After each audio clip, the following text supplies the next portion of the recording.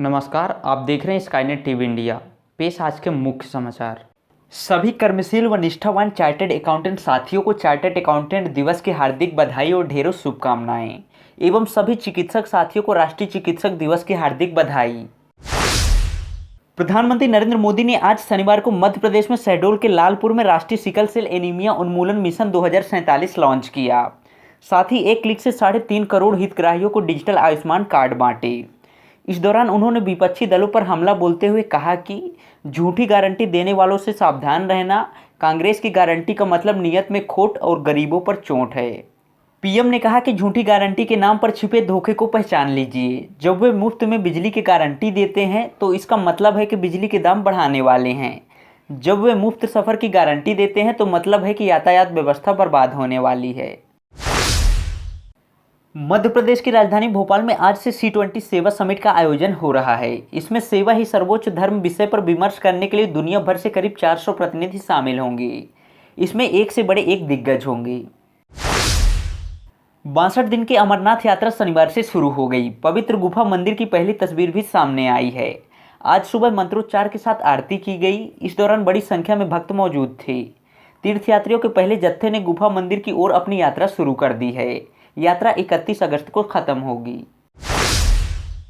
संसद का मानसून सत्र 20 जुलाई से 11 अगस्त तक चलेगा। यह जानकारी शनिवार को केंद्रीय मंत्री प्रहलाद जोशी ने दी। ऐसा कहा जा रहा है कि यह सेशन नई संसद में होगा। पीएम मोदी ने 28 मई को इसका उद्घाटन किया था। शिवराज सरकार की महत्वाकांक्षी योजना लाडली बहना योजना के फॉर्म एक बार फिर भरना शुरू हो रहे हैं। जिन महिलाओं ने अब तक लाडली बहना योजना का लाभ लेने के लिए फॉर्म नहीं भरा है, वे महिलाएं इस बार फॉर्म भर सकती हैं।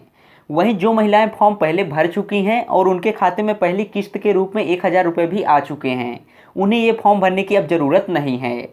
लाडली बहना योजना की 10 जून को लिस्ट आने के बाद मुख्यमंत्री शिवराज सिंह चौहान ने कई घोषणाएं की। इनमें एक घोषणा यह भी है कि अब लाडली बहना योजना फॉर्म भरने वाली महिलाओं की उम्र 23 वर्ष से घटाकर 21 वर्ष कर दी गई है। यानी अब 21 वर्ष की युवतियां और महिलाएं भी इसका लाभ ले सकेंगी। पिछली बार बहुत सी महिलाओं ने लाडली बहना योजना के नियम एवं शर्तों को पूरा नहीं किया था, जिसकी वजह से उनके फॉर्म रिजेक्ट हो गए थे।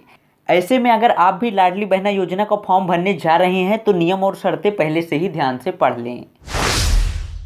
अनूपपुर में शनिवार सुबह यात्री बस पलट गई। हादसे में 24 लोग घायल हुए हैं। घायलों को जिले के स्वास्थ्य केंद्र में भर्ती करवाया गया है। बस डिंडौरी जिले के धनुआ सागर से शहडोल जा रही थी। अनूपपुर जिले के पथरुआ घाट में मोड़ पर अनियंत्रित होकर पलट गई। बस में लगभग 30 यात्री सवार थे।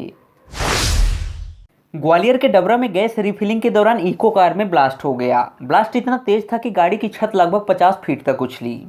घटनास्थल पर मौजूद लोगों ने भागकर अपनी जान बचाई। उत्तराखंड के चमोली में शनिवार सुबह लैंडस्लाइड हुई। इसकी वजह से बद्रीनाथ हाईवे बंद करना पड़ा। हाईवे अथॉरिटी मलबा हटाने में जुटी हुई है। इससे पहले 29 जून को भी लैंडस्लाइड की वजह से बद्रीनाथ हाईवे 17 घंटे तक बंद रहा था। गुजरात के कई इलाकों में पिछले 30 घंटों से भारी बारिश हो रही है। वहीं 10 लोगों की मौत की खबर सामने आई है। दंगों में जलते फ्रांस में योगी जी की मांग। यूरोप के प्रोफेसर ने ट्वीट कर कहा कि योगी जी 24 घंटे में जलते फ्रांस को काबू में ला सकते हैं। फ्रांस में हालात बेकाबू होते जा रहे हैं। एक 17 साल के किशोर की हत्या के बाद शुरू हुआ विरोध प्रदर्शन अब बदले की आग के रूप में पूरे देश में फैल गया है। खबरें हैं कि कई जगहों पर प्रदर्शनकारी पुलिस पर भारी पड़े।